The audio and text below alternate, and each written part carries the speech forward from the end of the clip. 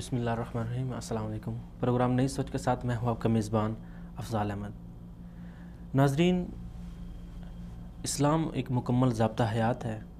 اسلام نے زندگی کے ہر پہلو میں رہنمائی فرمائی ہے، اور اس کے ساتھ ساتھ آپ زندگی کا کوئی شعبہ لیں، تجارت لیں، اپنا زندگی کے رہنے کے طرز و طریق لیں، بات چیت کا طریقہ، کھانے کا طریقہ، اٹھنے کا طریقہ، بیٹھنے کا طریقہ، چلنے کا طریقہ، ہر ایک پہلو میں اسلام نے رہنمائی فرمائی ہے۔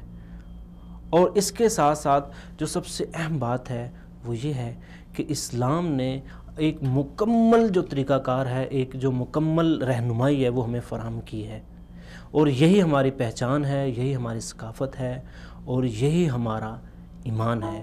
آخر وہ کون سی وجوہات ہے کہ جس کی وجہ سے ہماری جو نوجوان نسل ہے وہ آج کل دین سے دور ہوتی جا رہی ہے؟ تو آج ہم بات کریں گے کہ نوجوان نسل کی لادینیت کی طرف جو راغبت ہے وہ کیوں ہے، اس کے اسباب و محرکات کیا ہیں۔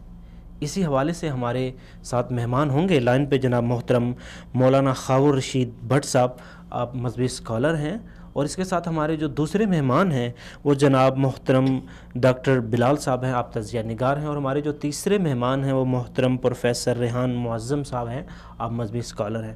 اور اس کے ساتھ آج ہمارے ساتھ جو ہمارے اسٹوڈیو میں مہمان ہیں وہ تجزیہ نگار بھی ہیں، کالم نگار بھی ہیں، جناب محترم حافظ خضر حیا صاحب۔ سب سے پہلے تو میں خضر صاحب آپ کو اپنے اس پروگرام میں خوش آمدید کہوں گا۔ اس کے علاوہ ناظرین، آپ بھی ہمارے پروگرام میں شرکت کر سکتے ہیں۔ ہمارا براہ راست نمبر آپ کو ٹیلی ویژن اسکرین پر شو کروایا جائے گا۔ اس کے ساتھ آپ ہمیں فیس بک اور واٹس ایپ پر جو فیڈ بیک دیکھ سکتے ہیں۔ بڑھتے ہیں خضر صاحب آپ کی طرف۔ آپ کیا سمجھتے ہیں کہ عصر حاضر میں جو امت مسلمہ ہے بالعموم اور بالخصوص نوجوان نسل جو ہے وہ ایمان کی تاثیر سے محروم کیوں ہے؟ بسم اللہ الرحمن الرحیم، الحمدللہ والصلاة والسلام علی رسول اللہ وعلی آلہ وصحبہ ومن تبع ہدیہ، اما بعد۔ سب سے پہلے تو میرے خیال میں اس موضوع پہ بات کر لینی چاہیے کہ جس فتنے کے اندر ہماری نوجوان نسل مبتلا ہو رہی ہے وہ فتنہ کیا چیز ہے، جس کو ہم لادینیت کہتے ہیں یا الحاد کہتے ہیں، وہ کیا چیز ہے۔ قرآن مجید کے اندر یہ لفظ مختلف مقامات پہ استعمال ہوا ہے۔ اللہ تعالیٰ قرآن مجید کے اندر ارشاد فرماتے ہیں ان الذین یلحدون فی آیاتنا لا یخفون علینا، جو ہماری آیات کے اندر الحاد کا شکار ہیں وہ ہم سے مخفی نہیں ہیں۔ تو آیات کے اندر الحاد سے کیا مراد ہے؟ الحاد سے مراد یہ ہے کہ سیدھے رستے سے ہٹ جانا، جو سیدھا رستہ ہے اس کو چھوڑ دینا، غلط رستے کی طرف چلے جانا۔ اسی طرح آپ دیکھیں قبر جو ہے، قبر کو لحد کہا جاتا ہے، قبر کی ایک قسم ہے لحد اس قبر کو کہا جاتا ہے جو سیدھی قبر نکال کے اس کو تھوڑا سا دائیں طرف لے جائیں تو وہ لحد بن جاتی، یعنی سیدھے رستے سے ہٹ جانا، یہ الحاد کہلاتا ہے۔ لادینیت بھی اسی معنی میں استعمال ہوتا ہے، لیکن الحاد لفظ جو ہے آپ یہ کہہ لیں کہ یہ ایک اصطلاح بن چکی ہے۔ ہر وہ بندہ جو اللہ تعالیٰ کے دین کا انکار کرتا ہے یا اللہ تعالیٰ کے وجود کا ہی انکار کرتا ہے یا کسی خالق کے وجود کا انکار کرتا ہے، اور وہ یہ سمجھتا ہے کہ اس دنیا کے اندر رہنے کے لیے مجھے کسی دین کی ضرورت نہیں ہے، کسی رہنما کی ضرورت نہیں ہے، میں خود بخود ساری چیزیں طے کر سکتا ہوں، شر اور خیر جو ہے اس کا میں خود میزان ہوں، تو ایسے لوگوں کو ملحد کہا جاتا ہے۔ ملحد ان کو اس لیے کہا جاتا ہے کہ دنیا کا یہ اصول ہے کہ کوئی بھی چیز بنانے کے بغیر بن نہیں سکتی، اور جو کوئی کسی چیز کو بناتا ہے وہی اس کے اصول بھی وضع کرتا ہے۔ تو کیونکہ ملحدین اس اصول سے ہٹ جاتے ہیں، وہ یہ سمجھتے ہیں کہ ہمیں بنانے والا کوئی نہیں ہے، حالانکہ یہ ایسے ہو ہی نہیں سکتا کہ کوئی چیز بنانے کے بغیر وجود میں آ جائے۔ اور پھر اس کے بعد اللہ تعالیٰ ہمارا خالق و مالک ہے جس نے اس کائنات کو پیدا کیا ہے، اور ہمیں جس لیے اس نے پیدا کیا ہے، ملحدین چونکہ اس رستے سے ہٹ جاتے ہیں اس لیے ہم ان کو ملحدین کہتے ہیں۔ رہی بات یہ کہ ہماری نوجوان نسل جو ہے وہ اس طرف کیوں راغب ہو رہی ہے، تو اس کی کئی ایک وجوہات ہو سکتی ہیں۔ سب سے پہلی بنیادی وجہ یہ ہے کہ ہم قرآن و سنت سے دور ہوتے جاتے ہیں۔ قرآن و سنت کا اگر مطالعہ کیا جائے تو اس کے اندر اللہ تعالیٰ قرآن مجید کے اندر ارشاد فرماتے ہیں وَمَا خَلَقْتُ الْجِنَّ وَالْإِنسَ إِلَّا لِيَعْبُدُونَ، میں نے جنوں اور انسانوں کو پیدا ہی اس لیے کیا تاکہ وہ میری عبادت کرے۔ میری بات سنیے، اگر کوئی مسلمان ہے اور وہ خود کو مسلمان سمجھتا ہے تو قرآن مجید کا اس کے لیے یہ واضح پیغام ہے، اس کو اس پہ عمل پیرا ہونا چاہیے، اور اس کے ذہن کے اندر یہ بات آ جاتی ہے کہ مجھے پیدا کرنے والی کوئی ذات ہے اور اس نے مجھے کسی مقصد کے لیے پیدا کیا ہے۔ اگر یہ باتیں میرے ذہن کے اندر ہوں تو الحاد کی طرف میں جاتا ہی نہیں ہوں، کیونکہ قرآن سے میری دوری ہو چکی ہے، سنت سے دوری ہو چکی ہے۔ اللہ کے رسول صلی اللہ تعالیٰ علیہ وسلم کا ارشاد گرامی ہے ترکت فیکم امرین لن تضلوا ما تمسکتم بہما کتاب اللہ و سنتی، میں تمہارے اندر دو چیزیں چھوڑ کے جا رہا ہوں، اگر تم ان کو مضبوطی سے تھامے رکھو گے تو کبھی بھی تم گمراہ نہیں ہو سکتے۔ اچھا، اس کے اندر دو باتیں ہیں، ایک بات یہ ہے کہ اگر تم ان دونوں چیزوں کو مضبوطی سے تھام کے رکھو گے تو کبھی گمراہ نہیں ہوگے، دوسری بات یہ ہے کہ اس کا مطلب ہے اگر تم ان دونوں چیزوں کو چھوڑ دو گے یا ان دونوں میں سے کسی ایک چیز کو چھوڑ دو گے تو تم لازماً اور حتمی طور پہ گمراہ ہو جاؤ گے، اور الحاد انہی گمراہیوں میں سے ایک گمراہی ہے۔ تو میرے خیال میں ہم جتنا زیادہ قرآن مجید کے ساتھ ہمارا تعلق مضبوط ہوگا، جتنا زیادہ اللہ کے رسول صلی اللہ علیہ وسلم کی سنت کے ساتھ ہمارا تعلق مضبوط ہوگا، اتنا ہی زیادہ ہم اس طرح کی جو گمراہیاں ہیں ان سے بچتے رہیں گے۔ اللہ تعالیٰ قرآن مجید کے اندر ارشاد فرماتے ہیں وَأَنَّ هَذَا صِرَاطِ مُسْتَقِيمًا فَاتَّبِعُوهُ وَلَا تَتَّبِعُوا السُّبُلَ فَتَفَرَّقَ بِكُمْ عَنْ سَبِيلِهِ، سیدھا راستہ جو ہے وہ صرف ایک ہی راستہ ہے، ادھر ادھر کی جو پگ ڈنڈیاں ہیں اس کے اندر اگر کوئی جائے گا تو وہ سیدھے راستے سے ہٹ جائے گا۔ تو میرے خیال میں ہمیں پہلے یہ طے کر لینا چاہیے کہ سیدھا راستہ کون سا ہے، اور اللہ تعالیٰ قرآن مجید کے ارشاد فرماتے ہیں جس نے ہمیں پیدا کیا وہ کیا فرماتے ہیں وَمَن يَبْتَغِ غَيْرَ الْإِسْلَامِ دِينًا فَلَن يُقْبَلَ مِنْهُ، دین اسلام سے ہٹ کے جتنے بھی رستے ہیں وہ قابل قبول نہیں ہیں، وہ سیدھے رستے نہیں ہیں، وہ الٹے رستے ہیں۔ تو اگر کوئی خود کو مسلمان سمجھتا ہے اور اس کے ماں باپ مسلمان ہیں تو اس کو پہلے ان بنیادی چیزوں کے اوپر اپنا ایمان مضبوط کرنا چاہیے، پھر انشاءاللہ وہ اس طرح کی جو چیزیں ہیں اس کے اوپر اثر انداز نہیں ہو سکتی۔ جیسا کہ آپ نے فرمایا کہ جو اسلام ہے وہ ایک فطری دین ہے، تو پھر مسلمان الحاد کی طرف کیوں گئے؟ میں نے گزارش کی ہے نا کہ اصل میں اسلام فطری دین ہے، لیکن مسئلہ یہ ہے کہ اس فطرت کو سمجھنے والا تو ہونا چاہیے نا، اس کی تعلیمات تو ہمارے سامنے ہونی چاہیے نا۔ اگر اسلام کی تعلیمات سے ہی ہم واقف نہیں ہیں تو پھر اسلام کا تو کوئی قصور نہیں ہے کہ ہم غلط طرف چلے جاتے ہیں۔ اسلام نے جو نظام حیات دیا ہے، جو اسلام نے جو تصور پیش کیا ہے، اگر وہ ہمارے ذہنوں کے اندر راسخ ہے تو کوئی غلط چیز ہمارے اوپر اثر انداز ہو ہی نہیں سکتی۔ لیکن اگر ہم ان چیزوں کو، اسلام کا جو چشمہ صافی، ہم اس سے سیراب ہی نہیں ہوتے تو پھر ادھر ادھر کے جو گندے نالے ہیں ان سے اگر ہم متاثر ہوتے ہیں تو یہ اس کے اندر اسلام کا کوئی قصور نہیں ہے، اسلام کے اندر جبر نہیں ہے۔ اسلام اللہ تعالیٰ اگر چاہتے تو جس طرح اللہ تعالیٰ نے کائنات کی دیگر جو چیزیں ہیں ان کو مجبور کر دیا ہے کہ وہ غلط کام کر ہی نہیں سکتی۔ اللہ تعالیٰ قرآن مجید کے اندر ارشاد فرماتے ہیں وَإِن مِّن شَيْءٍ إِلَّا يُسَبِّحُ بِحَمْدِهِ، جتنی بھی مخلوقات ہیں وہ اللہ تعالیٰ کی تسبیح بیان کرتی ہیں، گویا کہ اگر وہ تسبیح بیان نہ بھی کرنا چاہیں تو ان کے اندر یہ طاقت ہی نہیں، اللہ تعالیٰ نے ان کے اندر یہ سکت ہی نہیں رکھی۔ لیکن انسان کو اللہ تعالیٰ نے اس طرح مجبور محض نہیں بنایا، ورنہ اگر اللہ تعالیٰ چاہتے تو انسان کو بھی مجبور محض بنا سکتے تھے۔ لیکن چونکہ جنت اور جہنم انسان کے لیے ہے تو جنت اور جہنم وہیں ہوگی جہاں اختیار ہوگا، جہاں دونوں راستے اختیار کرنے کا ہم اختیار کر سکتے ہیں۔ اللہ تعالیٰ قرآن مجید کے اندر ارشاد فرماتے ہیں اِنَّا هَدَيْنَاهُ السَّبِيلَ إِمَّا شَاكِرًا وَإِمَّا كَفُورًا، ہم نے انسان کو دو راستے دے دیے، چاہے وہ شکر گزار لوگوں والا راستہ اپنا لے، چاہے وہ نافرمان لوگوں والا راستہ اپنا لے۔ تو اب اللہ تعالیٰ نے چونکہ ہمیں اختیار دے دیا ہے لیکن ساتھ ہی سیدھے راستے کی وضاحت کر دی ہے، تو سیدھے راستے کو سیکھنا، اس پہ عمل کرنا یہ ہمارے لیے ضروری ہے، ہمیں اس پہ توجہ دینی چاہیے۔ ایک بات یہ ہے کہ اسلام ایک فطری دین ہے، پھر کچھ لوگ یہ کہتے ہیں کہ بھئی پھر لوگ خود بخود اس کی طرف کیوں نہیں آتے۔ اصل میں مسئلہ یہ ہے کہ اگر کوئی بندہ فطرت پہ قائم رہے تو اسلام سے ہٹ کے وہ کسی اور طرف جا ہی نہیں سکتا، لیکن بعض دفعہ فطرت مسخ کر دی جاتی ہے۔ اللہ کے رسول صلی اللہ تعالیٰ علیہ وسلم کے ارشاد گرامی ہے کل مولود یولد علی الفطرۃ فابواہ یہودانہ او ینصرانہ او یمجسانہ، جو بھی بچہ پیدا ہوتا ہے وہ فطرت پہ پیدا ہوتا ہے، یعنی اسلام کی جو بنیادیں ہیں، جو ابتدائیں ہیں وہ اس کے مطابق ہوتا ہے۔ اگر وہ اسی حالت کے اندر، اسی طرح اسی ماحول کے اندر اگر بالغ ہو تو وہ سوائے اسلام کے کسی اور چیز کو قبول نہیں کرے گا، لیکن اگر اس کے ماں باپ اس پہ اثر انداز ہوتے ہیں، اس کا معاشرہ اس پہ اثر انداز ہوتا ہے، اس کے دوست یار یا اس کے ساتھ رہنے والے جو لوگ ہیں اگر وہ اس پہ اثر انداز ہوتے ہیں تو پھر وہ یہودی بھی ہو سکتا ہے، وہ نصرانی بھی ہو سکتا ہے، وہ مجوسی بھی ہو سکتا ہے۔ تو فطرت، اسلام کی فطرت جو ہے، اگر فطرت سے مراد یہ ہو کہ انسان کسی اور چیز کو اختیار ہی نہیں کر سکتا تو یہ تو انسان مجبور محض ہو جائے گا۔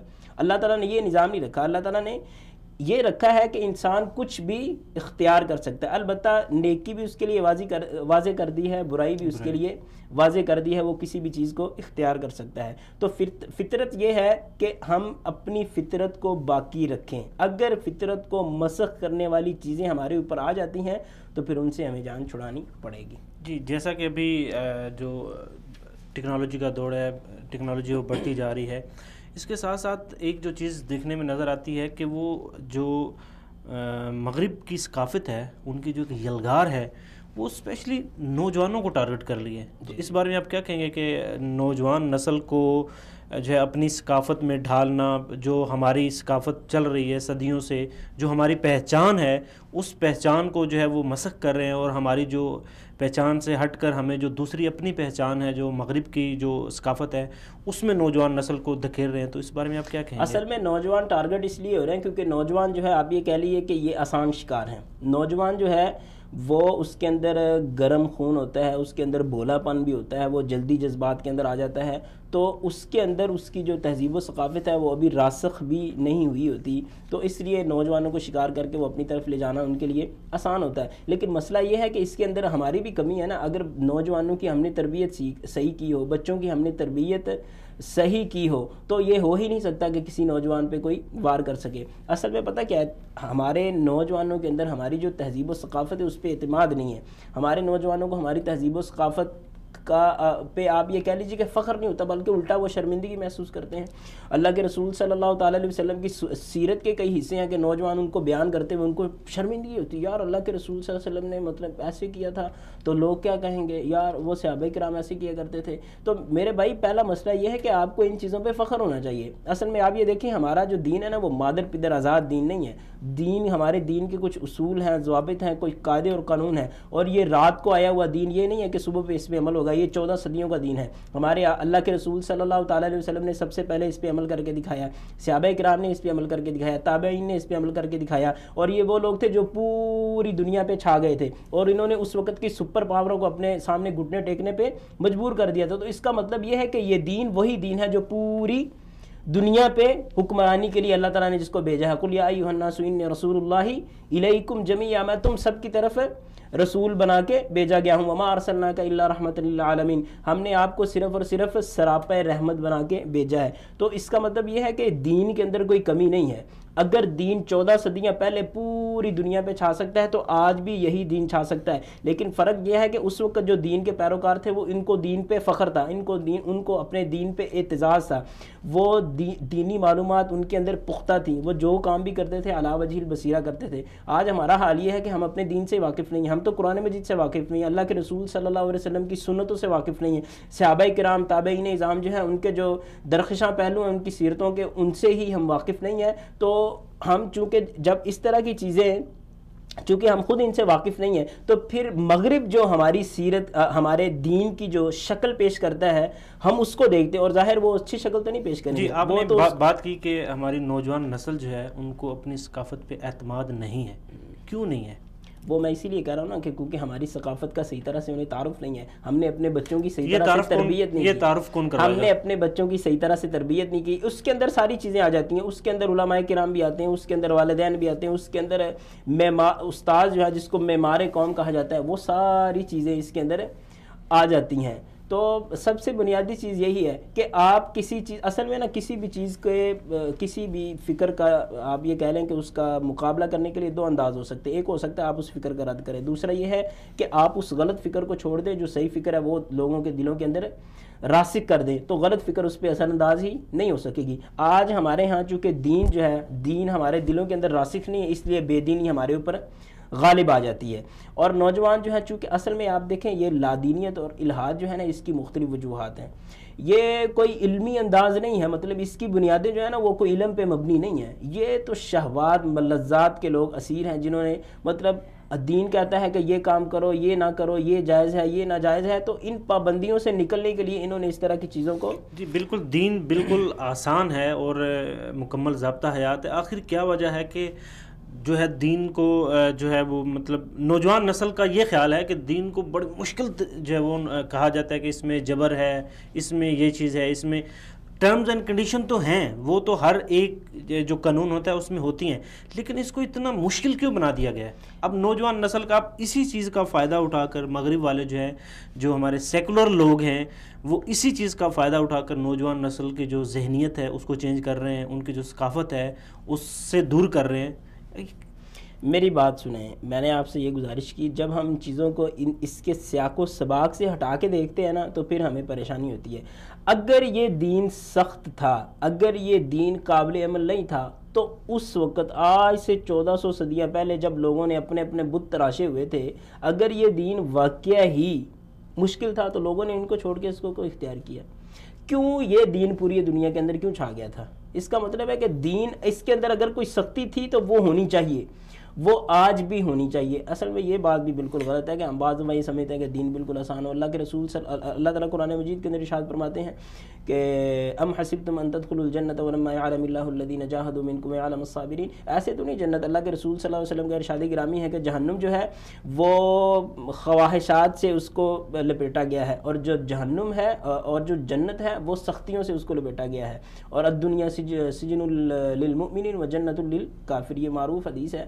تو مطلب یہ ایسے نہیں ہے کہ دین اگر آسانی سے مراد یہ ہے کہ جو میں کرنا چاہوں میں وہ کرتا رہوں. دیکھیں دین میں یہ ہے کہ آپ رستے پہ جا رہے ہیں، رستے میں کوئی رکاوٹ ہے، کوئی پتھر ہے، آپ اس کو سائڈ پہ کرتے، اس کا بھی اجر ہے آپ کو. نہیں بالکل ٹھیک ہے، یہ دین کا ایک حصہ ہے، لیکن یہ کل دین نہیں ہے. دیکھیں یہ دین کا تو حصہ ہے، لیکن اب یہ دیکھیں کہ آپ چھوٹی سی بھی نیکی کرتے ہیں اس کا بھی آپ کو اجر ملتا ہے کم سے کم. بالکل ایسے ہی ہے، لیکن نیکی آپ نہ کریں، آپ نیت کر لیں، آپ اس کو ثواب مل جائے گا. جی بالکل یہی بات ہے. اب نوجوان نسل کے ذہن کو اب ان کو اس چیز سے روشناس تو کروانا پڑے گا کہ آپ دیکھیں، آپ اسلام کے خلاف جو ایک فطری دین ہے اس کے خلاف مختلف لوگ جو بات کر رہے ہیں، جی دین میں جبر ہے، دین میں یہ ہے، دین میں وہ ہے. اصل میں وجہ ہے کہ اب دین کو آسان طریقے سے لوگوں تک پہنچانا. نہیں، آسان سے مراد کیا ہے؟ اصل آپ میں آسان سے کیا کہنا چاہتے ہیں؟ میں آپ کو ایک مثال دیتا ہوں. مثال کے طور پہ اللہ کے رسول صلی اللہ تعالیٰ علیہ وسلم کے دور میں شراب جو تھی وہ عام تھی، اس ماحول میں شراب عام تھی. لیکن جب شراب کی حرمت کا حتمی فیصلہ آ گیا تو لوگوں نے شرابوں کے مٹکے اڈیل دیے تھے. اب ہم وہاں کہیں کہ نہیں جی دین آسان ہے تو چلو جی شراب کو چلنے دیں، تو یہ ایسے تو نہیں نہ ہو سکتا. جو غلط کام ہے وہ تو غلط ہی ہے، اس کو چھوڑنا پڑے گا. یہ نہیں ہو سکتا آپ یہ کہیں کہ بھئی اب مجھے ہر چیز کی اجازت مل جائے، اب میں نماز نہیں پڑھنا چاہتا تو ٹھیک ہے پھر بھی مجھے پکا مسلمان کہیں، اب میں سود کھانا چاہتا ہوں تو ٹھیک ہے جی پھر بھی مجھے اجازت دی جائے. آج کل کچھ دانشور اور مفکرین اس سوچ پہ بھی سوچتے ہیں نا کہ جو چیز لوگوں کو مشکل لگتی ہے وہ کہتے ہیں نہیں یہ تو دین کا حصہ ہی نہیں ہے. یہ بالکل وہی عیسائیوں والا کام ہے کہ بھئی آپ جو مرضی کرتے ہیں ہمارے پاس آ جائیں، ہم آپ کے سارے مسائل کو حل کر دیں گے. تو دین اس طرح نہیں ہے، دین کسی کے پیچھے نہیں چلتا، ہمیں دین کے پیچھے چلنا پڑے گا. لیکن یہ مطلب آپ یہ کہہ لیں کہ بلکہ یہ میرا کوئی دعویٰ تو نہیں ہے، یہ تو 14 صدیوں کا ہمارے سامنے آپ یہ کہہ لیں کہ دین کی ایک پریکٹس ہمارے سامنے موجود ہے کہ اسلام جو ہے وَأَنْتُمُ الْأَعْلَوْنَ إِن كُنتُم مُؤْمِنِينَ. اگر تم دین پہ جس طرح دین چاہتا ہے، اگر تم اس طرح اس پہ پابند ہو جاتے ہو تو جو رفتیں ہیں، جو عزتیں ہیں، وہ ساری کی ساری مسلمانوں کے لیے ہیں. جی اب تھوڑا سا آگے بڑھتے ہیں. ہمارا جو معاشرہ ہے، ہمارے معاشرے میں میڈیا جو ہے اس کی بڑی اہمیت ہے. جی ٹھیک ہے. تو ابھی دیکھنے میں جو آ رہا ہے کہ ہمارا جو میڈیا ہے اسپیشلی وہ نوجوان نسل کی جو ذہنیت ہے اس کو کافی چینج کر چکا ہے، اور جو ہماری ثقافت ہے اس کے بھی کافی دھجیاں جو ہے اڑا چکا ہے. تو اب کیا سمجھتے ہیں کہ ہمارا جو میڈیا ہے کیا یہ بھی ہماری نوجوان نسل کو دین سے دوری کرنے کا بھی ایک بہت بڑا سبب بنتا جا رہا ہے؟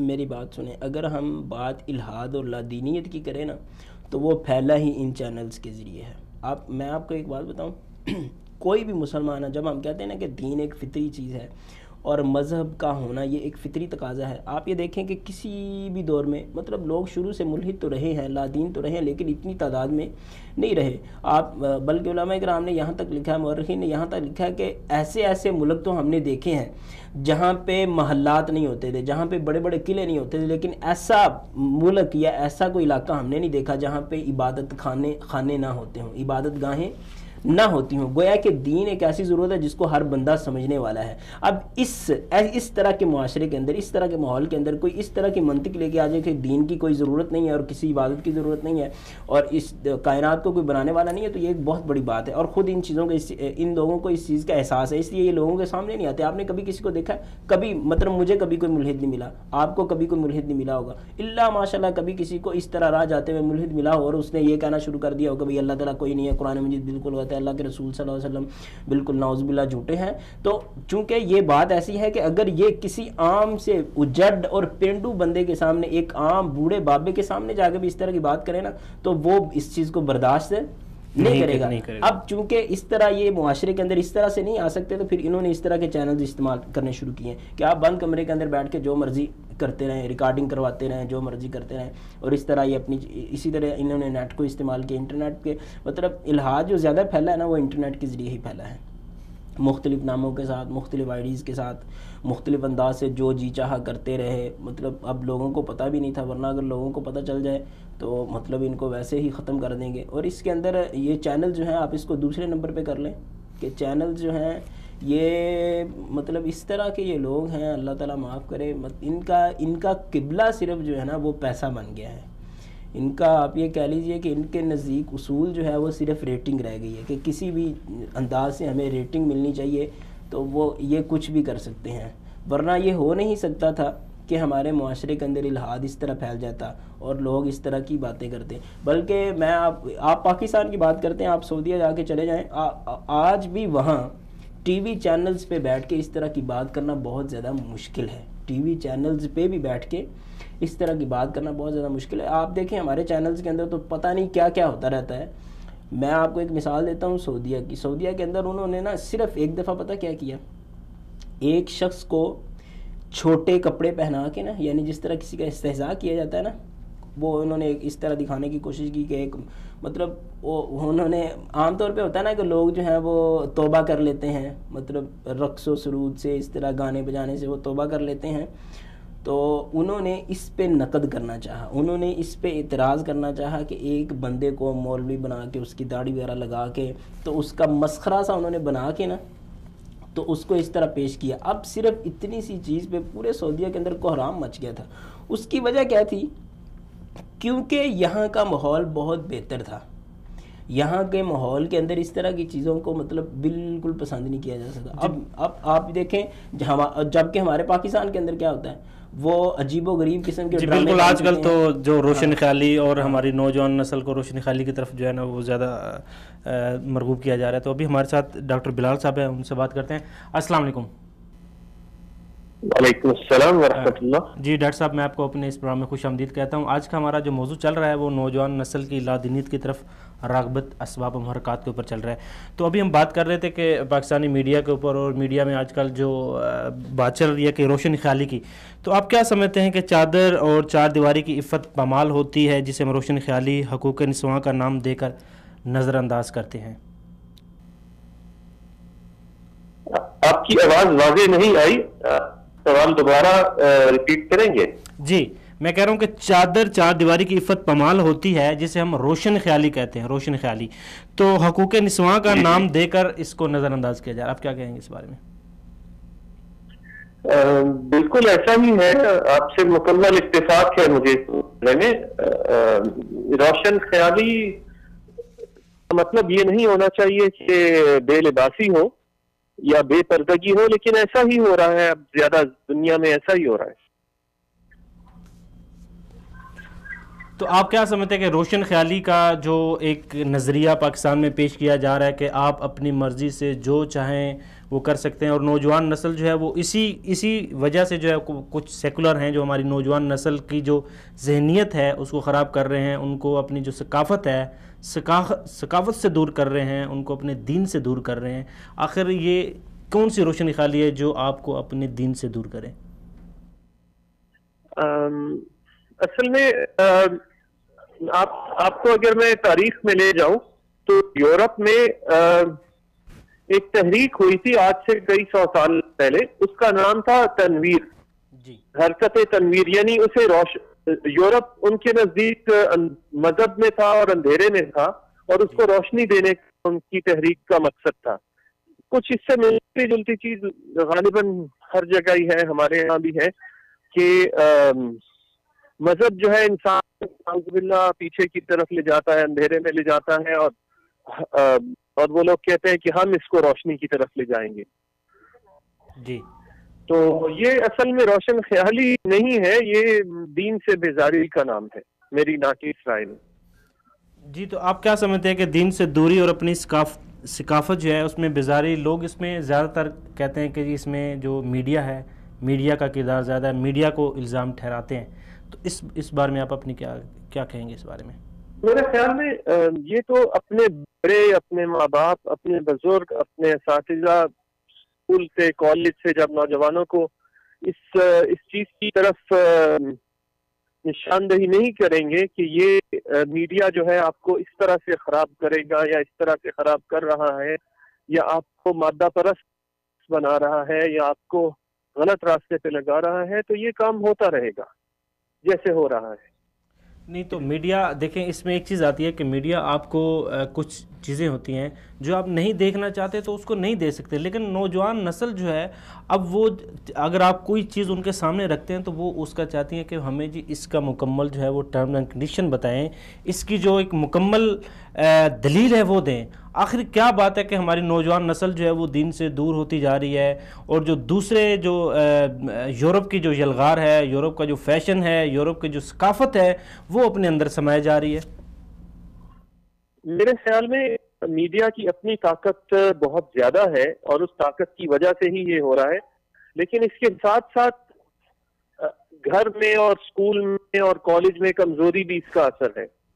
یعنی مطلب اگر آپ کا اپنا گھر کمزور ہے یا آپ کی اپنی دیوار کمزور ہے تو پھر دوسرے لوگ اس کے اندر چھلانگ مار کے آ جاتے ہیں. میرے خیال میں ایسا ہی ہو رہا ہے.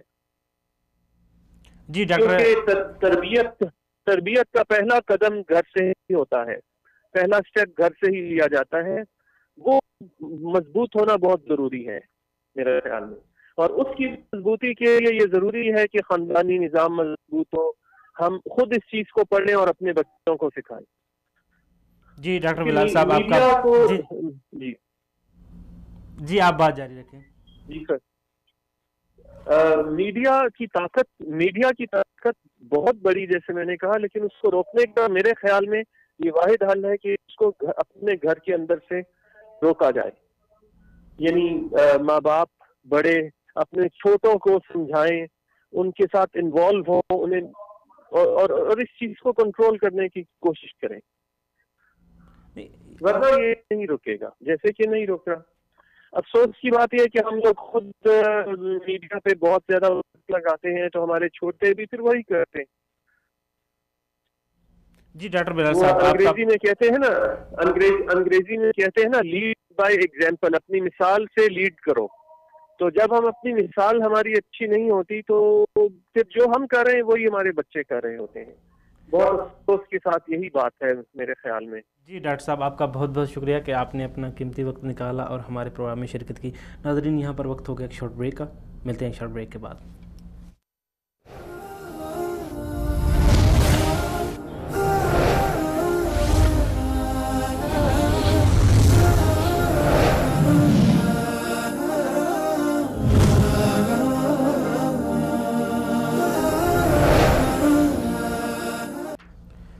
السلام علیکم ناظرین، آپ کو ایک بار پھر سے خوش آمدید کہتے ہیں. ناظرین ہمارا موضوع چل رہا ہے نوجوان نسل کی لادینیت کی طرف راغبت اسباب و محرکات کا ہے.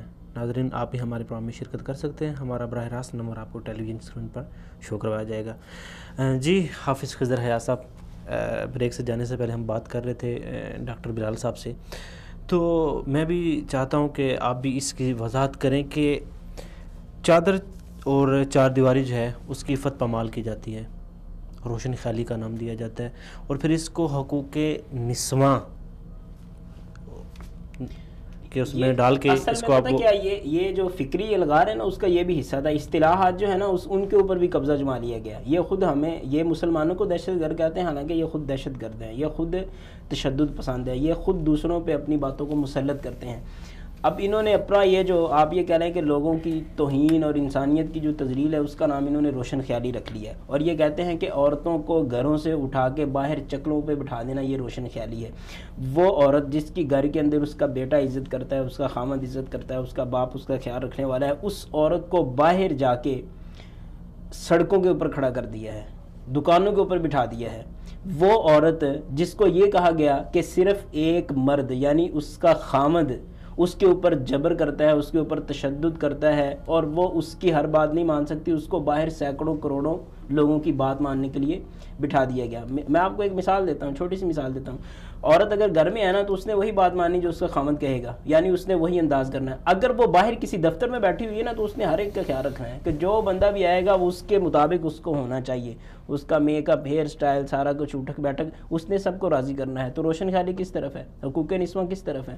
عورت جو اپنے گھر کے اندر، اللہ کے رسول صلی اللہ تعالیٰ علیہ وسلم نے یہ اسلامی تعلیمات جو تھی انہوں نے تو عورت کا سر اونچا کیا ہے، اور عورت کو واقعتاً ہی اندھیروں سے نکال کے روشنی کے اندر لے کے آئے ہیں. لیکن یہ وہ لوگ ہیں جنہوں نے عورت کی آزادی کے نام پہ، یعنی اس کے حقوق کے نام پہ عورت تک پہنچنے کی آزادی حاصل کی ہے. تو میرے خیال میں اس کو روشن خیالی کہنا، یہ اس طرح کی بات کہنا، یہ تو بالکل ایسے ہی ہے جس طرح کہ آپ رات کو دن کہنا شروع کر دیں یا آپ اندھیرے کو روشنی کہنا شروع کر دیں.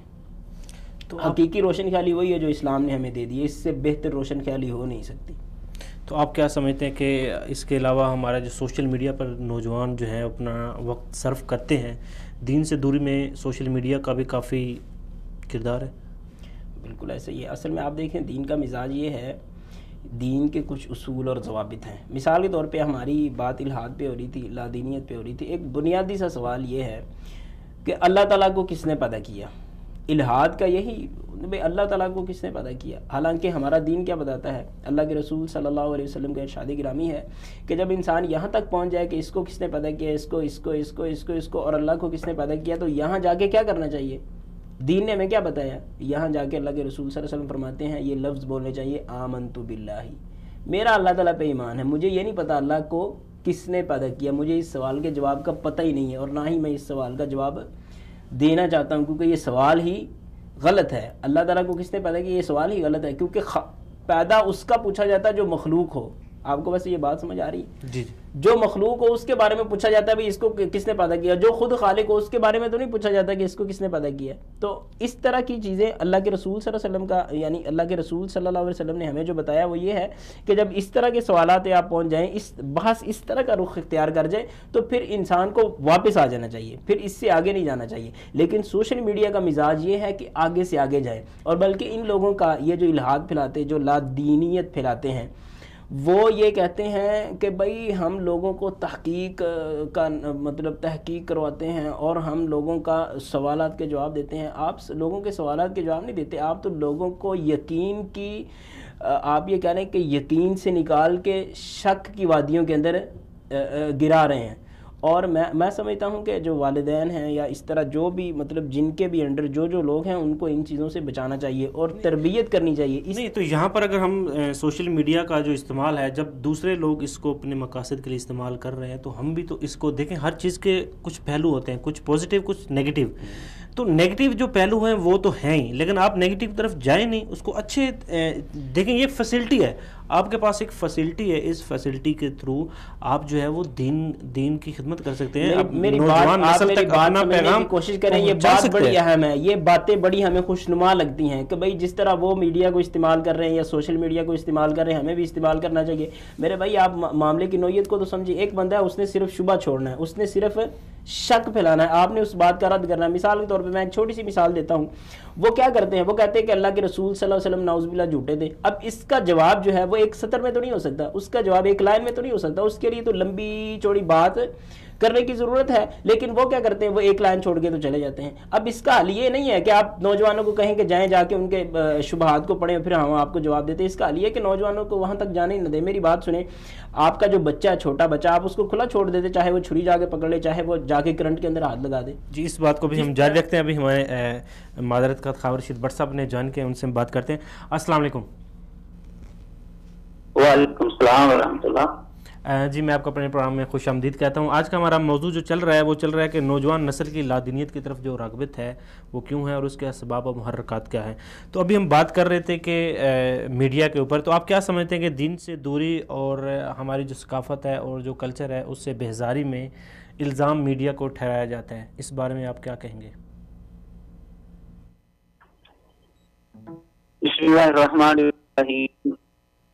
اس کے حوالے سے میں یہ کہوں گا کہ جو ہمارے نوجوانوں کی دین سے دوری ہے نا، اس کے مختلف اسباب ہیں. اس میں ایک سبب جو ہے وہ یہ ہے کہ ہمارا جو اہل علم طبقہ ہے وہ ان کے ساتھ اچھے طریقے سے رابطہ نہیں رکھتا، اور ہمارا جو میڈیا ہے اس کے اندر ہمارے اہل علم حضرات کو بڑا ہی گندا کر کے جو ہے وہ دکھایا جاتا ہے، جس کی وجہ سے ہمارا نوجوان طبقہ جو ہے وہ ہمارے اہل علم سے متنفر ہو گیا ہے. تو جب تک وہ ہمارے اہل علم لوگوں کے پاس وہ بیٹھے نہیں، آئیں گے نہیں، یا اہل علم ان سے رابطہ نہیں رکھیں گے، تو اس وقت تک وہ کیسے دین کی طرف جو ہے راغب ہوں گے. تو اس کے لیے سب سے پہلی چیز جو ہے وہ ہمارے اہل علم طبقہ جو ہے وہ اپنا اخلاق وہ بہتر کرنا پڑے گا، نوجوانوں سے رابطہ رکھنا پڑے گا. باقی رہ گیا کہ میڈیا جو ہے وہ کیا کردار ادا کر رہا ہے لادینیت کے حوالے سے، تو بالکل یہ بھی ایک بہت بڑا جو ہے ذریعہ ہے. بالکل وہ شک و شبہات جو ہے وہ آپ کو پتہ ہے فیس بک پر واٹس ایپ پر جو ہے چھوٹے چھوٹے شبہات جو ہیں وہ چھوڑ دیتے ہیں. تو جب تک ان کے بارے میں علم نہ ہو، ہمارے نوجوان لوگ جو ہیں وہ کیسے اس کا جواب دے پائیں گے یا کیسے اس کو فیس کریں گے. تو اس کا جو ہے وہ حل یہی ہے کہ وہ اہل علم سے رابطے میں رہیں، یا اہل علم جو ہے وہ خود ان سے رابطہ رکھیں. کچھ چھوٹی چھوٹی ورکشاپ جو ہیں وہ منعقد کریں، اس کے اندر جو ہے وہ اسلام کے حوالے سے اویئرنیس جو ہے وہ ان کو دیں، کس طرح اسلام جو ہے وہ سچا مذہب ہے عقلی اعتبار سے، کہ یہ زمانہ جو ہے یہ عقلی اعتبار سے دلائل کو زیادہ جو ہے وہ پریفر کرتا ہے. اس لیے جو ہے عقلی دلائل جو ہے وہ زیادہ جو ہے وہ دینے چاہیے. الحمدللہ ہمارے علماء نے عقلی اعتبار سے اللہ تبارک و تعالیٰ کے وجود کو بھی ثابت کیا ہے، رسول اکرم صلی اللہ علیہ وسلم کی رسالت کو بھی، دین اور مذہب کی اہمیت کو بھی، اسلام کی سچائی کو بھی، قرآن مجید کی سچائی کو بھی. تو وہ دلائل جو ہیں ہمارے نوجوان طبقے تک جو ہے وہ پہنچانے چاہیے، تاکہ وہ اچھے طریقے سے میڈیا کا بھی مقابلہ کر سکیں، اور جو لادین لوگ ہیں ان کا بھی جو ہے وہ اچھے طریقے سے مقابلہ کر سکیں. جی، اس میں آج کل جو ایک چیز چل رہی ہے اسی طرح کے ہمارے اہل علم جو ہے وہ نوجوانوں کے ساتھ جو ہے وہ اگر رابطے میں نہیں ہے، یا ان نوجوان کے جو سوالات ہیں ان کے جوابات ان کو نہیں مل رہے، تو اس صورتحال کا فائدہ اٹھاتے ہوئے کچھ دوسرے عناصر بھی ہیں، کچھ جو اسلام سے نفرت کرنے والے کچھ مذاہب بھی ہیں، وہ اس چیز کا فائدہ اٹھا کر ہماری جو نوجوان نسل ہے ان کا جو ذہنیت ہے اس کو خراب کر رہے ہیں، اور ہمارے جو کلچر اور ثقافت ہے اس سے بھی دور کر رہے ہیں. اس بارے میں کیا کہیں گے؟ اس بارے میں تو یہی بات ہے نا کہ اصل میں ہمارے علماء جو ہیں وہ اصل جو موضوع ہے ہمارا اس کو چھوڑ بیٹھے ہیں. اصل ہمارا موضوع ہے وہ غیر مسلموں تک اسلام کا پیغام پہنچانا، جو لا دین لوگ ہیں ان تک دین کا پیغام پہنچانا، اور اس کے لیے ان کے مذاہب کو جاننا اور ان کے سوالات کو جاننا یہ اہل علم کی ذمہ داری ہے. تو چونکہ ہمارے اکثر اہل علم جو ہیں وہ ان چیزوں سے نابلد ہوتے ہیں، تو نوجوان جو ہے وہ اپنے شکوک و شبہات لے کر ان کے پاس جاتے ہیں تو وہ بیچارے جواب نہیں دے پاتے. تو نوجوان سمجھتے ہیں کہ اسلام جو ہے وہ سچا مذہب نہیں، جس کی وجہ سے وہ اسلام کو خیر بات کہہ دیتے ہیں. حالانکہ اصول تو یہی ہے نا، فَاسْأَلُوا أَهْلَ الذِّكْرِ إِن كُنتُمْ لَا تَعْلَمُونَ، یعنی اگر آپ نے سوال کرنا ہے تو سوال اس سے کیا جائے جو اہل علم ہے، جو اس فن کا ماہر ہے. یہ تو نہیں کہ آپ انجینئر سے جو ہے وہ آپ جوتا سلائی کرنے کا سوال کر دیں، یا ڈاکٹر سے جو ہے آپ عمارت بنانے کا سوال کر دیں. ڈاکٹر سے ڈاکٹر کے حوالے سے ہی سوال کیا جائے گا. تو اس طرح کے اہل علم جو ہے وہ ہونے چاہیے. کنتم خیر امۃ اخرجت للناس کے تحت جو ہے وہ ہمیں لوگوں کے لیے نکالا گیا ہے. تو خیر امت ہم اسی طریقے سے بنیں گے کہ ہمارا جو خاص طور پر اہل علم طبقہ ہے وہ ان لوگوں کے شکوک و شبہات کو پڑھیں، سمجھیں اور ان کا جواب جو ہے وہ ازبر کریں اور اپنے نوجوانوں کی رہنمائی کریں. اصل میں یہ چیز ہے، ہمارے علماء جو ہیں وہ اس چیز سے دور ہو چکے ہیں. جی، اور اس کے ساتھ ساتھ علماء کرام ہمارے معاشرے میں بڑی اہمیت کے حامل ہے. تو آپ کیا سمجھتے ہیں کہ ابھی ہمارے جو علماء کرام ہیں ان کے جو رویے ہیں اس میں بھی تبدیلیاں نہیں چاہیے، تاکہ نوجوان نسل جو ہے ان کو ان کے جوابات میں ان کے سوالات کے جو جوابات ہیں وہ مل سکیں؟ بالکل بالکل، یہ بالکل آپ کی بات درست ہے. ہمارے اہل علم حضرات کو پہلے نمبر پر تو خود مطالعہ کرنا چاہیے، دوسرا جو ہے وہ نوجوانوں کے ساتھ انہی کے انداز سے جو ہے وہ ملاقات رکھیں، ان کے ساتھ گفتگو رکھیں. یعنی جو دوری بنا دی گئی ہے نا میڈیا کے ذریعے یا لادین لوگوں کے ذریعے کہ مولوی لوگ جو ہیں یا علم لوگ جو ہیں یہ بس اسی طرح کے لوگ ہوتے ہیں، یہ ایک دوسرے کے خلاف بس فتوی بازی کا کام کرتے ہیں. اصل میں یہ جو دریا بنا دیا گیا ہے درمیان میں، اس کو ختم کرنا ہے. تو یہ ہمارے علم کی ذمہ داری ہے. جہاں پر مطالعہ کرنا ان کی ذمہ داری ہے، وہاں پر ان کے ساتھ نوجوانوں کے ساتھ رابطے میں رہیں. تو اس کا طریقہ کار یہ ہے کہ وہ چھوٹی چھوٹی ورکشاپ قائم کریں، مطلب آدھے گھنٹے کی، ہفتے کے اندر آدھے گھنٹے کی ایک کلاس جو ہے وہ قائم کر لیں. بھئی آپ کے سوالوں کا جواب جو ہے وہ دیا جائے گا. یا جو بھی اس طرح کا کوئی آ جاتا ہے نوجوان، اس کو ریفر کریں ایسے اہل علم کے پاس جس کو ان چیزوں کا علم ہے، جس کے پاس اس کا مکمل علم ہے، تاکہ وہ شکوک و شبہات جو ہیں اس کے دور ہو سکیں۔ جی، اور اس کے ساتھ ساتھ اگر ایک چیز جو ضروری ہے کہ اگر آپ دیکھیں اس وقت جو ہے مختلف یونیورسٹی اور کالجز میں مختلف جو ثقافت کے نام سے جو فنکشنز ہوتے ہیں اس میں جو مختلف لوگوں کو دعوت دی جاتی ہے، جبکہ دینی مدارس میں بھی اس طرح کے جو ہے وہ ہونے چاہیے، فنکشن ہونے چاہیے جس میں جو ہے وہ تمام جو لوگ ہیں ان کو دعوت دینی چاہیے، وہ انجینئر ہو، چاہے وہ شاپ والے ہوں، چاہے مارکیٹ کے لوگ ہوں، تاجر ہوں، جو بھی ہو، سب کو میرے خیال میں دعوت دے کے آپ ان کو آسان طریقے سے جو ہے وہ دین کے جو احکامات ہیں اور جو ان کے مسائل ہیں وہ ایک بیٹھ کے، اور مسجد کو ایک جو ہے وہ آپ کہہ سکتے ہیں کہ ایک سب عام لوگ جو ہیں وہاں پر آ سکتے ہیں اور اپنے مسائل جو ہیں وہ ان کا حل تلاش کر سکتے ہیں۔ جی بالکل، اس طرح بالکل ہونا چاہیے۔ یہ ہمارے مدارس میں عموماً تو ایسا نہیں ہوتا، لیکن الحمدللہ لاہور میں ہمارا ایک جامعہ ہے، جامعہ لاہور الاسلامیہ، وہاں پر اللہ کی توفیق سے اس طرح کے جو ہے وہ اجلاس منعقد ہوتے رہتے ہیں۔ مختلف فنون کے لوگوں کو جو ہے وہ بساؤ کا اکٹھا کر کے کوئی ایشو جو ہے وہ اٹھتا ہے تو اس کے اوپر جو ہے وہ ماہرین کو بلا کر باقاعدہ جو ہے ایک میٹنگ کی جاتی ہے اور ایک حتمی فیصلے تک جو ہے وہ پہنچنے کی کوشش کی جاتی ہے۔ تو بہرحال یہ عمومی طور پر ہمارے مدارس میں ایسا نہیں ہے، بالکل ہونا چاہیے ایسا۔ جی بالکل، اس کے ساتھ ساتھ یہ ہے کہ جو ایک مدارس کا اور جو عام جو سوسائٹی ہے وہاں کے لوگوں کا آپس میں جو رابطہ ہے وہ بھی ہو سکتا ہے، اور کافی ایسے سارے سوالات ہوتے ہیں ہمارے معاشرے میں، اور تو کافی سارے مسائل جو ہیں ہمارے میڈیا پر جو ہے وہ دکھائے جاتے ہیں کہ ہماری سوسائٹی میں یہ مسئلہ ہے، یہ مسئلہ ہے، جو ہمارے چھوٹے چھوٹے مسئلے ہیں جو گھروں میں، جو ہمارے معاشرے میں جو جن کے جوابات چاہیے ہوتے ہیں، لیکن لوگوں کو جو ہے وہ کوئی مکمل کوئی ایسی جو ہے وہ پوائنٹ نہیں ملتا جہاں پر وہ اپنے جو سوالات ہیں، اپنے جو پریشانیاں ہیں وہ اپنے دوسرے لوگوں تک پہنچا سکے یا ان کا حل تلاش کر سکیں۔ تو میرے خیال میں یہ ایک بہترین جو ہے وہ طریقہ ہو سکتا ہے جس کے ذریعے ایک تو یہ ہے کہ آپ آپس کے جو اختلاف ہیں لوگوں کے، اور ایک جو نظریہ ہمارے ہاں بنا ہوا ہے کہ جو علماء کرام ہوتے ہیں وہ بہت سخت رویے کے ہوتے ہیں، یا ہم کوئی ان سے چیز پوچھنا چاہتے ہیں تو وہ ہمیں ڈانٹ دیتے ہیں، یہ تاثر بھی نوجوانوں میں پایا جاتا ہے، اور میرے خیال میں یہ تاثر بھی ختم ہو جائے گا، اور اس کے علاوہ جو ایک گیپ علماء کرام اور نوجوان نسل میں ہے وہ بھی بہت بہت کم ہو جائے گا۔ جی جی بالکل، اصل میں یہ خرابی اس وقت پڑی ہے جب دین اور سیاست کو جو ہے وہ الگ الگ کر دیا گیا ہے۔ جی، دین والے لوگ سمجھتے ہیں کہ یہ معاشرتی مسائل حل کرنا یہ ہماری ذمہ داری نہیں ہے، اور جو سیاست کے لوگ ہیں وہ سمجھتے ہیں کہ یہ دین کے معاملات حل کرنا یا اس کے اندر دخل اندازی کرنا یہ ہماری ذمہ داری نہیں ہے۔ یہ جب دونوں چیزیں الگ الگ ہو گئی ہیں تو پھر جو ہے وہ ایک دوسرے کے جو ہے نا وہ دوری پیدا ہو گئی ہے۔ حالانکہ آپ دیکھیں خیر القرون کے اندر جو ہیں وہی اہل علم جو کہ مساجد اور مدارس چلایا کرتے تھے، وہی لوگوں کی جو ہے وہ اس طرح کی پریشانیاں جو ہے وہ دور کرتے تھے، ان کے ساتھ رابطے میں رہتے تھے، ان کے مسائل سنتے تھے، حل کرنے کی کوشش کرتے تھے، اوپر حکمران تک، امیر المومنین تک جو ہے وہ پہنچائی جاتی تھی بات۔ تو یہ سارے معاملات خیر القرون کے اندر جو ہے وہ آپ کو ملیں گے۔ تو یہ اصل میں وہاں سے شروع ہوا ہے، تو یہ بالکل ایسا ہونا چاہیے، عوام کے ساتھ یہ بھی ایک طریقہ ہے رابطے کا۔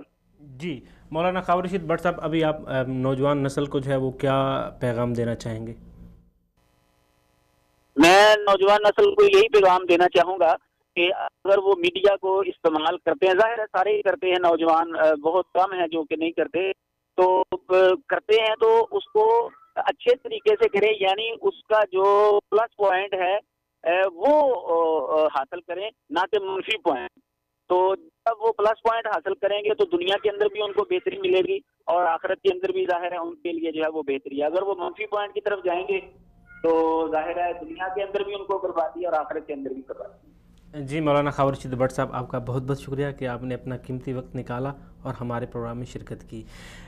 جی جیسا کہ ہمارے پروگرام کا ٹائم جب وہ اختتام کی طرف جا رہا ہے تو حافظ خضر حیات صاحب آپ کیا کہیں گے کہ پہلے تو ابھی جیسا کہ خاور رشید بٹ صاحب سے بات ہو رہی تھی کہ پہلے جو مسجد تھی وہ ایک وہاں پر آپ کے جو مسائل ہیں وہاں آپ کو اپنے مسائل آپ اپنے پیش کریں تو آپ کو حل جو ہے وہ ملا جاتا تھا.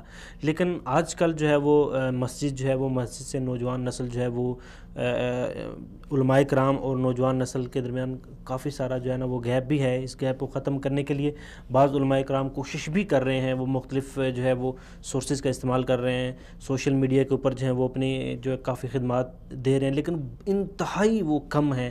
اگر آپ کو کوئی کسی مسئلے سے متعلق آپ کو کوئی پریشانی ہو تو آپ اس کو سرچ کریں تو وہ بہت شاد و نادر ہی آپ کو اس کا جو ایکوریٹ جو ہے وہ جواب ملتا ہے. تو کیا ایسا نہیں ہو سکتا کہ ہم اپنی مسجد کے اندر ایک ایسا سیگمنٹ بنا لیں جس کے اندر عام سوسائٹی کے جو مسائل ہیں ان کا حل پیش کیا جائے؟ بالکل, اس میں تو کوئی شک نہیں ہے. میں تو شروع سے ہی مطلب پہلے بھی کئی دفعہ کہہ چکا ہوں کہ ہمارا جو مرکز اور محور ہے وہ مسجد ہے. لوگوں کو مسجد اور مدرسے کے ساتھ جوڑیں, تبھی آپ لوگوں کو دین اس کے مزاج کے مطابق سمجھا سکتے ہیں. یہ اس سے علاوہ جتنے بھی الگ پلیٹ فارم ہیں ان کے اندر آپ کا دین کا پیغام متاثر ہو جاتا ہے. بعض دفعہ آپ دین پہنچانا چاہ رہے ہوتے ہیں لیکن دین کے ساتھ ساتھ کوئی اور چیزیں پہنچ رہی ہوتی ہیں. تو یہ بڑی اہم بات ہے کہ مسجد اور مدرسہ جو ہے اس کے ساتھ لوگوں کو جوڑنا چاہیے اور لوگوں کے جتنے بھی مسائل ہیں ان کو حل کرنا چاہیے. ایک بات یہ ہے کہ علماء کرام کے مزاج کے اندر سختی ہوتی ہے, تو میرے خیال میں یہ بات کوئی بہت زیادہ مناسب بات نہیں ہے. مطلب اس طرح ہو بھی سکتا ہے کچھ علماء کرام کے مزاج کے اندر سختی ہو, لیکن یہ ہے کہ میرے خیال میں کوئی ایسا مسئلہ نہیں ہوگا جس کا علماء کرام نے حل پیش نہ کیا ہو. جی بالکل, اصل میں یہ جو گیپ ہے سختی, کچھ چیزوں کے اوپر سختی ہونا ضروری ہے, لیکن نوجوان نسل کے ذہنوں میں یہ تاثر جو ہے نا وہ پایا جاتا ہے. نوجوان نسل جیسا کہ میں ایک چھوٹے سے واقعے کی طرف آپ کی طرف توجہ دلانا چاہوں گا. کچھ عرصہ پہلے ہماری بات ہوئی تھی لاہور میں. ایک بندہ جو تھا وہ پہلے غیر مسلم تھا, پھر وہ مسلمان ہوا. اب ہوا نہیں تھا لیکن وہ دلی طور پہ اللہ پاک نے اس کو ہدایت دی اور وہ چاہتا تھا کہ میں اسلام کو پڑھوں, اور قرآن پاک کو ہی اس نے کہیں سنا. پھر وہ مسجد میں گیا اور مسجد میں جا کر اس نے امام صاحب کو کہا کہ مجھے ایک جو ہے وہ اردو ترجمے والا جو ہے وہ قرآن پاک چاہیے. اب چونکہ وہ لاہور کی سوسائٹی میں رہا ہے, وہاں کے لوگوں کے ساتھ جانتا اردو اور سارے اس کے مسائل ٹھیک. اب وہ مسجد میں جب گیا تو انہوں نے کہا کہ آپ کے گھر میں قرآن پاک نہیں ہے. اس نے آگے سے کہا نہیں جی ہمارے گھر میں قرآن پاک کیسے ہو سکتا ہے, ہم تو کرسچن ہیں.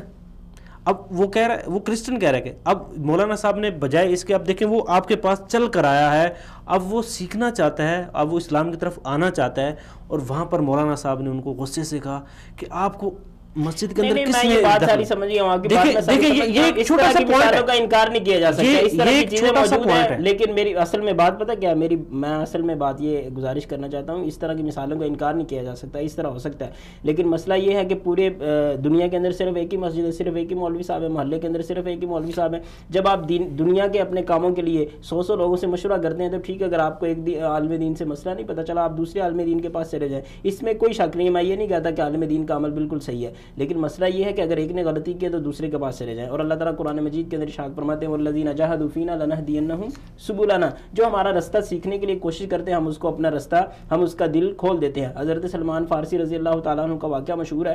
وہ مطلب کون سے انہوں نے مذاہب, مطلب مجوسی تھے, پھر عیسائیت, یہودیت, سارا کچھ کر کے پتہ نہیں کہاں سے چلے, کہاں سے آ کے مدینہ منورہ کے اندر پہنچے. تو انہوں نے محنت کی, کوشش کی, آ کے اللہ کے رسول صلی اللہ علیہ وسلم کے پاس پہنچے. اللہ کے رسول صلی اللہ علیہ وسلم نے مطلب انہوں نے کلمہ پڑھا, وہ مسلمان ہو گئے. تو محنت بھی کرنی چاہیے. اصل میں ہم یہ سمجھ لیتے ہیں کہ شاید ہم نے اسلام قبول کر کے شاید کسی پہ, یا اسلامی تعلیمات پہ عمل کر کے ہم نے شاید کسی پہ احسان کرنا ہے. بھئی یہ ضرورت ہے, اگر آپ نہیں کریں گے تو آپ نے اپنی اس دنیا کے اندر آنے کا مقصد ہی پورا نہیں کیا. اگر آپ کو ایک جگہ سے آپ کا مسئلہ حل نہیں ہوتا تو آپ دوسری جگہ پہ چلے جائیں. میں ایک اور اہم بات ہے, اگر آپ مجھے تھوڑی سی اجازت دیں, میں پیش کرنا چاہتا ہوں. اصل میں یہ ایک بات بڑی مشہور ہے کہ نوجوان چاہتے ہیں کہ ہمارے ہر سوال کا جواب دیا جائے. نوجوانوں کو یہ بھی سیکھنے کی ضرورت ہے کہ کس سوال کا جواب ہے اور کس سوال کا جواب نہیں ہے. ہر سوال کا جواب نہیں ہوتا. میں جیسا کہ میں آپ سے پہلے بھی ایک مثال بطور مثال آپ کو پیش کر چکا ہوں کہ اللہ کے رسول صلی اللہ علیہ وسلم نے کئی ایسے سوالات ہیں جن کو کہا کہ ان پہ خاموشی اختیار کر لی جائے. اصل میں ملحدین جو ہیں, لادین لوگ جو ہیں, ان کا خود اپنا تو دین کوئی ہے نہیں, ان کا کوئی اپنا مبادی اور اصول تو ہے نہیں, کوئی اصول و ضوابط تو ہے نہیں ہے. اس لیے وہ جو بھی چاہتے ہیں وہ مطلب کوئی بھی شوشہ چھوڑ کے پھر کہتے ہیں چلو جی اس کا جواب لے کے آؤ. بھئی بہت سارے چیزیں ایسی ہیں جن کا جواب کوئی ہوتا نہیں, اس طرح پہ سوچنا ہی جائز نہیں ہے. تو ہمارے نوجوانوں کو یہ پتہ ہونا چاہیے کہ یہ بے راہ روی نہیں ہونی چاہیے. دین کا مزاج جو ہے نا وہ فلسفیانہ مزاج نہیں ہے، وہ دانشورانہ مزاج نہیں ہے کہ آپ زمین و آسمان کے کلابے آپس میں ملاتے ہیں. دین کا مزاج یہ ہے، قرآن مجید جو ہے وہ پوری دنیا کے لیے، پوری انسانیت کے لیے جب تک دنیا رہے گی ہدایت والی کتاب ہے. لیکن اس کے صفحے کتنے آپ نے گنا؟ مطلب بالکل ایک چھوٹی سی کتاب. اس کی وجہ کیا ہے کہ دین کا مزاج ہے مختصر بات کرنا، جو حق بات ہے اس کو وضاحت کر دو. ضروری نہیں ہے کہ آپ ہر باطل کی تردید کریں، حق واضح کر دینا یہ آپ کی ذمہ داری ہے. پھر دوسری بات یہ ہے کہ یہ جو ملحدین ہیں یہ اس طرح کے اعتراضات چھوڑتے ہیں، ان کو پتہ ہے کہ چھوٹے بچے، میں آپ کو ایک مثال دینا چاہتا ہوں. جس طرح ہم کہتے ہیں کہ ہمارے نوجوان کو مطلب جو جی چاہتا ہے، جو اس کے ذہن میں سوال اٹھتا ہے اس طرح چھوڑ دینا چاہیے. آپ کا اگر بچہ ہے آپ اس کے ہاتھ میں چھری پکڑا دیں گے کہ بھائی جو جس طرح مرضی اس کے ساتھ کھیلتا رہے؟ آپ اس کو کہیں گے کہ یہ بجلی کی ننگی تاریں ان کے ساتھ جیسے مرضی کرتا رہو؟ نہیں کریں گے. اس کی وجہ یہ کہ یہ چیزیں اس کے لیے جان لیوا ہیں. تو جو چیزیں اس کے ایمان لیوا ہیں ان سے بھی تو اس کو بچانا چاہیے نا. بچوں کو، نوجوانوں کو نہیں پتا ہوتا کہ یہ چیزیں میرے ذہن کے اندر کیا کیا اثرات چھوڑیں گی. تو ہماری یہ ذمہ داری بنتی ہے کہ ان چیزوں سے ان کو بچایا جائے. اور یہ جو میڈیا ہے، سوشل میڈیا، اس طرح کی جتنی بھی چیزیں ہیں ان کے اوپر کڑی نگرانی ہونی چاہیے. ہاں اگر ان کے ذہن کے اندر کوئی اشکالات پیدا ہو گئے ہیں تو پھر ان کو دور کرنے کی کوشش کرنی چاہیے. اور ملحدین جو ہے ان کے ساتھ مکالمے کا طریقہ یہ نہیں ہے کہ آپ ساری دنیا کے سامنے آ جائیں، میرے ساتھ بیٹھ کے بات کرنا شروع کر دیں. وہ مثال کے طور پہ یہ اس طرح ہم چل ہی نہیں سکتے. اس کی وجہ یہ ہے کہ ہمارے اصول و ضوابط موجود ہیں، ان کے کوئی اصول و ضوابط نہیں ہے. وہ تو کسی بھی انداز سے اگر وہ ہمارا کچھ بھی نقصان نہ کر سکے تو ان کا تو پھر بھی نقصان نہیں ہوگا، کیونکہ ان کا تو کچھ ہے ہی نہیں ہے.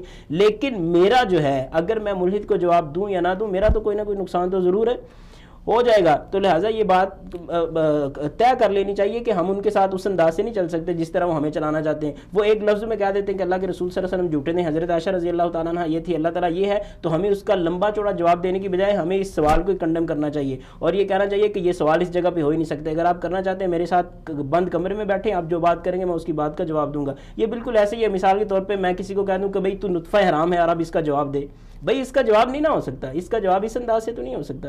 تو یہ جو چیزیں ہیں یہ ہر بندے کے ذہن میں ہونی چاہیے. یہ بات ذہن کے اندر بٹھا لینا کہ ہر چیز کا حل مکالمہ ہے اور ہر چیز کا حل آپس میں ڈائیلاگ ہے، یہ ایسے ہو ہی نہیں سکتا. جی اینڈ پہ چونکہ ہمارے پروگرام کا وقت ابھی جو ہے وہ اختتام کی طرف ہے، اینڈ پہ نوجوان نسل کو آپ کیا پیغام دینا چاہیں گے اور اسپیشلی والدین کو کیا پیغام دینا چاہیں گے کہ اپنی نوجوان نسل کا جو ہے دین کی طرف کیسے راغب کریں؟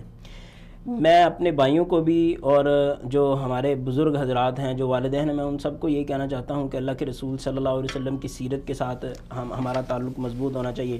قرآن مجید کے ساتھ ہمارا تعلق مضبوط ہونا چاہیے. اللہ کے رسول صلی اللہ تعالیٰ علیہ وسلم کی حدیث میں نے پہلے آپ کے سامنے رکھی کہ جو قرآن و سنت کو تھام لیتا ہے وہ کبھی گمراہ نہیں ہو سکتا. اس کا مطلب جو اس کو چھوڑ دے وہ ضرور گمراہ ہو جائے گا. اللہ تعالیٰ قرآن مجید کے اندر ارشاد فرماتے ہیں وَكَيْفَ تَكْفُرُونَ وَأَنْتُمْ تُتْلَىٰ عَلَيْكُمْ آيَاتُ اللَّهِ وَفِيكُمْ رَسُولُهُ. جب اللہ تعالیٰ اللہ کے رسول صلی اللہ علیہ وسلم تمہارے اندر موجود ہیں تو پھر تم کفر کر ہی نہیں سکتے. اللہ کی آیات تمہارے سامنے، پھر تم کبھی کفر کی طرف جا ہی نہیں سکتے. اس کا مطلب یہ ہے کہ جب اللہ تعالیٰ کی آیات کے ساتھ ہمارا تعلق ٹوٹ جائے گا، اللہ کے رسول صلی اللہ علیہ وسلم کی ذات کے ساتھ ہمارا تعلق مضبوط نہیں رہے گا، اس سے ہم کمزور ہو جائیں گے، تو اس کا مطلب یہ ہے کہ ہم گمراہی کی طرف جا سکتے ہیں. تو ان چیزوں پہ غور و فکر کرنے کی ضرورت ہے. دوسری بات یہ ہے معذرت کے ساتھ دوسری بات یہ ہے کہ ہمارا جو نصاب ہے، نصاب تعلیم ہے، اس کے اندر دینی تعلیمات کو زور دینے کی ضرورت ہے، اس کو اہمیت دینے کی ضرورت ہے. ہم نے ادھر ادھر کے جو مضامین ہیں ان کے تو بڑے نمبر رکھے ہوئے ہیں. بالکل ہم نے بڑی چیزیں، بالکل ہماری جو ایجوکیشن سسٹم ہے اس میں اسلام کا جو ہے وہ، جب ہماری تہذیب و ثقافت نوجوانوں کے اندر مضبوط ہو جائے گی نا، آپ یہ کہہ لیجیے کہ ہمارے اندر دفاعی چیزیں موجود ہوگی نا، تو کوئی اور چیز ہمارے اوپر اثر انداز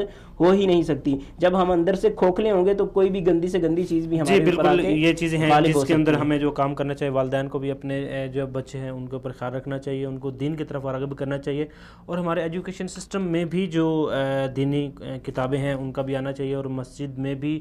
اور اس کے علاوہ ہمیں مختلف جگہوں پر جو ہے وہ اسلام کو فروغ دینے کے لیے مختلف جو سیمینار ہیں وہ کرنے چاہیے، چونکہ اسلام جو ہے وہ مکمل ضابطہ حیات ہے، اسلام جو ہے وہ امن کا دین ہے. ناظرین، آپ کو ہمارا یہ پروگرام کیسے لگا؟ اپنی قیمتی آراء جو ہے ہم تک ضرور پہنچائیں. ملتے ہیں اگلے پروگرام میں.